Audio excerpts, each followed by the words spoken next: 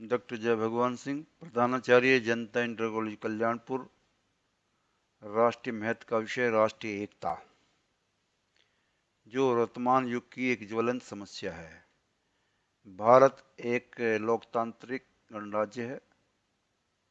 यहाँ पर विभिन्न धर्मों के लोग रहते हैं, किंतु इस अनेकता में भी एकता है। अतः सभी का प्रयास है कि हमारी राष्ट्रीय एकता खंडित न होने पाए, देश और सशक्त आगे बढ़े।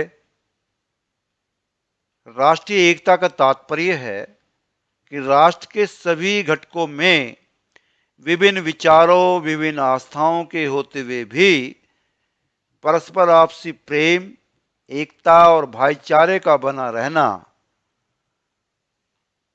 राष्ट्रीय एकता में केवल शारीरिक समीपता महत्वपूर्ण नहीं होती है, बल्कि उसमें मानसिक, बौद्धिक और वैचारिक भावनात्मक निकटता की समानता आवश्यक है। एकता का अर्थ यही नहीं होता कि किसी विशेष विषय पर मतभेद न हो। मतभेद होने के बाद भी जो सुखद और सर्वहितकारी निर्णय है, उसे एक रूप में स्वीकार कर लेना ही महत्वपूर्ण है। राष्ट्रीय एकता से अभिप्राय सभी नागरिक राष्ट्र प्रेम से ओतप्रोत हों, सभी नागरिक पहले भारतीय हों, फिर हिंदू या मुसलमान। राष्ट्रीय एकता का भाव देशव्यापी भवन में सीमेंट का कार्य करता है। किसी भी राष्ट्र के लिए राष्ट्रीयता एक सार्वभौम आवश्यकता है, क्योंकि किसी भी राष्ट्र के लिए भूमि, जन और संस्कृति तीन मूलभूत तत्वों का एकीकरण आवश्यक है। भूमि, जन और संस्कृति तीनों का समन्वय ही राष्ट्र है। किसी भी राष्ट्र का निश्चित भूभाग होता है, उसमें बसने वाले वहां लोग होते हैं तथा उन लोगों की परस्पर संस्कारों से पल्लवित एक संस्कृति होती है। पहले भारत राष्ट्र को बृहत्तर भारत के नाम से जाना जाता था, लेकिन द्वापर युग में इसे आर्यव्रत के नाम से जाना गया। कालांतर में आज भारत राष्ट्र के नाम से जाना जाता है। वैदिक काल प्राचीन भारतीय संस्कृति का एक कालखंड है और हड़प्पा संस्कृति के पतन के बाद भारत में एक नई सभ्यता का आविर्भाव हुआ, जिसे वैदिक काल नाम से जाना जाता है। भारतीय इतिहासकारों में आर्यों का निवास स्थान भारतीय इतिहासकारों ने आर्यों का निवास स्थान मध्य एशिया और आर्य द्वारा निर्मित सभ्यता को ही वैदिक सभ्यता का संबोधन देकर पुकारा गया। गांधार, वितस्ता, मद्र, वहिका, कुरु पांचाल, कौशल, वैदेही आदि संपूर्ण देश आर्यव्रत के भूभाग रहे। कालांतर में इन भूभागों की सीमाएं विभाजन से सिमटती गई। ब्राह्मण ग्रंथों में कुरु और पांचाल देश आर्य संस्कृति का प्रधान केंद्र माना गया। आज देश की भौगोलिक सीमाएं सिमटी हैं। इसका प्रमुख कारण है राष्ट्रीय अखंडता। परस्पर कट्टरपंथी धर्म के ठेकेदार लोगों में आपसी विद्वेष फैलाकर धर्म, जाति, संप्रदाय, क्षेत्रवाद, भाषावाद, दलित, स्वर्ण, ब्राह्मण आदि वादों में बांटने लगे हैं, जो राष्ट्रवाद की नींव को खोखला करता है। हमें ऐसे राष्ट्र विरोधियों के प्रति सचेत रहने की आवश्यकता है। एकता का सबसे बड़ा उदाहरण हमारा शरीर है। हमारे शरीर में छोटी छोटी लाखों कोशिकाएं मिलकर उत्तकों का निर्माण करती हैं और उत्तकों से मिलकर के शरीर के अंग बनते हैं। अंग मिलकर शरीर की रचना करते हैं। शरीर में हाथ व पैर सर्वाधिक कार्य करते हैं, लेकिन हाथ व पैर कभी भी नहीं कहते कि उसे सबसे अधिक ऊर्जा मिलनी चाहिए। मुख विवेक सहित समस्त अंगों का एक समान भरण पोषण करता है। धर्म परस्पर एकत्र स्थापित करता है। धर्म हमें परस्पर मिलाकर रखता है। जो राष्ट्रीय धर्म हमारी एकता में बाधक है वह धर्म नहीं है।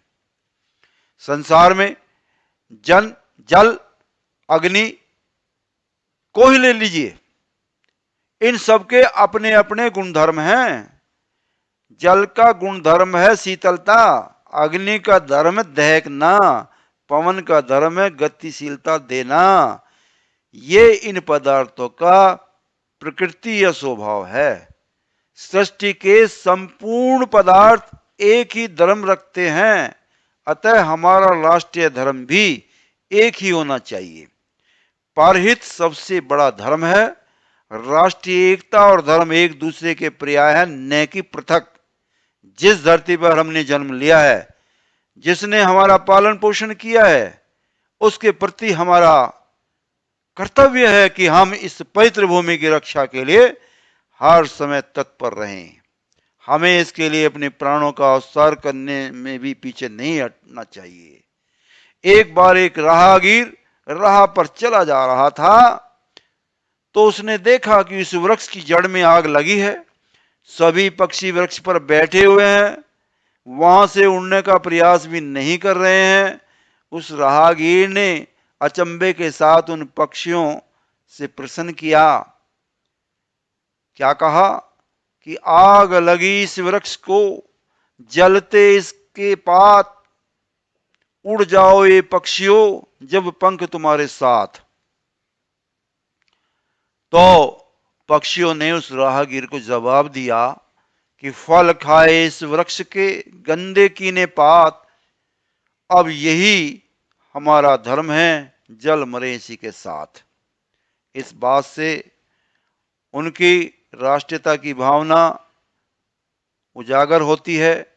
जब पक्षी भी अपने धर्म और धर्म पालन के प्रति जागरूक हैं, तो हम तो बौद्धिक प्राणी है। अतः हम सबका भी यही धर्म है कि राष्ट्रीय एकता को खंडित करने वालों के प्रति सब मिलकर एकजुट हो जाएं। हमें सबको मिलकर एकजुट हो जाना चाहिए, चाहे वह अराजकतावादी तत्व आंतरिक हो या बाह्य। धर्म का अर्थ सहयोग, परहित, किंतु तथाकथित धर्माचार्यों ने अपनी अपनी सुविधा के अनुसार इसका प्रयोग करना शुरू कर दिया है। धर्म में अंधविश्वास, रूढ़ी और जातिवाद एवं संप्रदायवाद की घुसपैठ होने लगी है। धर्म के ठेकेदार बन बैठे हैं। इस घुसपैठ ने राष्ट्रीय धर्म के वास्तविक स्वरूप का गला घोट डाला है। परिणामतः लोगों में भ्रम पैदा कर दिया गया है। इसका परिणाम राष्ट्रीय एकता की नींव को खोखला करता जा रहा है। धर्म में त्याग की भावना होनी चाहिए। धर्म में त्याग की आवश्यकता है। धर्म से बड़ा राष्ट्र धर्म है और इससे भी ऊपर मानव धर्म है। त्याग और कर्तव्य परायणता में ही धर्म का वास्तविक स्वरूप निहित होता है। राष्ट्रीयता में त्याग की आवश्यकता होती है।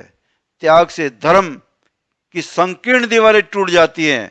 हमें राष्ट्रीय एकता के खंडित करने वाले को मुंह तोड़ जवाब देना चाहिए।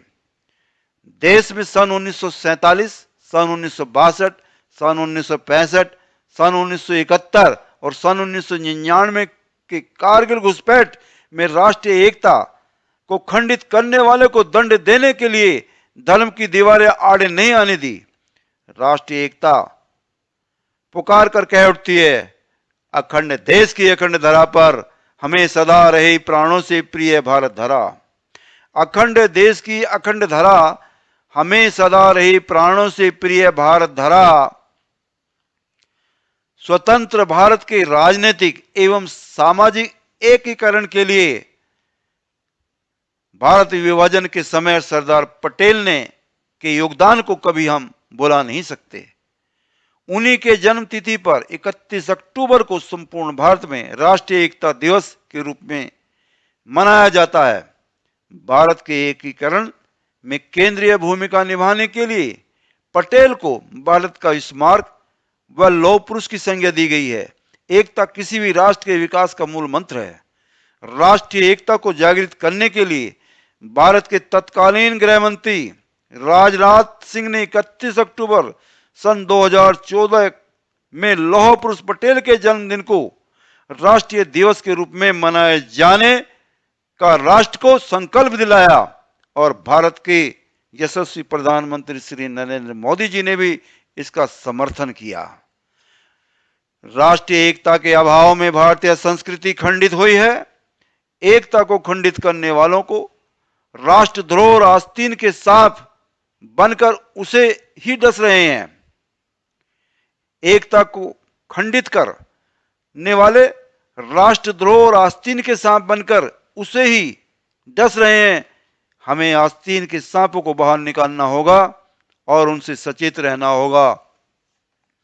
कभी कह उठता है कि मस्त फिजाओं की गलती क्या है, लूटा चमन बहारों ने, भारत को गारत कर डाला भारत के गद्दारों ने। भारतीय राष्ट्रीय एकता में बाधक तत्वों से निपटना होगा। हमें उसके प्रति दंडात्मक व कठोर कार्रवाई करनी होगी।